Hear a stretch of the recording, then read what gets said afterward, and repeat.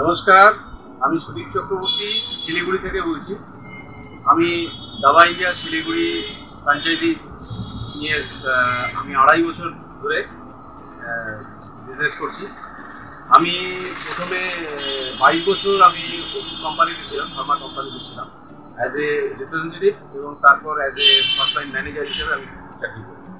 এবং তারপর আমি চাকরি ছেড়ে দিই এবং পাশাপাশি ভাবছি আর কী করা যায় ভাবতে ভাবতে তখন আমি সার্চ করছিলাম ইউটিউবে বিভিন্ন অপরচুনিটি আমি যখন দেখছিলাম, তারপর আমি হঠাৎ করে দাবা ইন্ডিয়ার ভিডিও দেখি একটা ইউটিউব থেকে।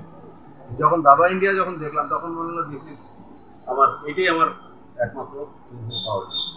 তখন আমি দাবা ইন্ডিয়ার সঙ্গে কন্ট্যাক্ট করি এবং আমি আস্তে আস্তে স্টেপ বাই স্টেপ আমি দাবা ইন্ডিয়ার আমি 2020 নভেম্বরে আমি দাবা ইন্ডিয়ার ফ্র্যাঞ্চাইজি স্টার্ট করি।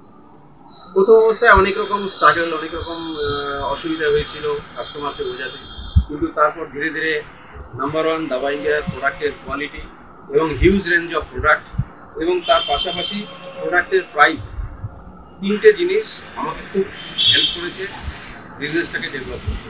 পাশাপাশি আমি কোম্পানি থেকে প্রচুর সাপোর্ট পেয়েছি, যে সাপোর্টটা আমাকে হেল্প করেছে কোম্পানির এই বিজনেসটাকে, দাবা ইন্ডিয়ার বিজনেসটাকে ধীরে ধীরে মানুষের ভিতরে বিশ্বাস যোগাতে পেরেছি যে না, ব্র্যান্ডেড মেডিসিন এবং জেনারিক মেডিসিনের মধ্যে বিশেষ কোনো পার্থক্য নেই, খালি দামের পার্থক্য, প্রমোশনাল এক্সপেন্স নেই বলেই দামটা কম, এবং quality at per with the branded medicine.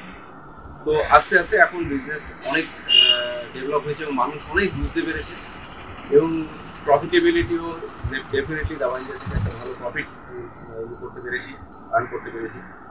Marketing support আমি দাবা ইন্ডিয়া থেকে পেয়েছি এবং আমার মনে হয়েছে যে ফিউচারে এবং দাবা ইন্ডিয়া কারণ মানুষ আস্তে আস্তে যখন এখন বুঝতে পারছে যে না, জেনারিক মেডিসিন এবং ব্র্যান্ডেড মেডিসিনের মধ্যে বিশেষ কোনো পার্থক্য নেই, দামের একটা বিরাট পার্থক্য রয়েছে।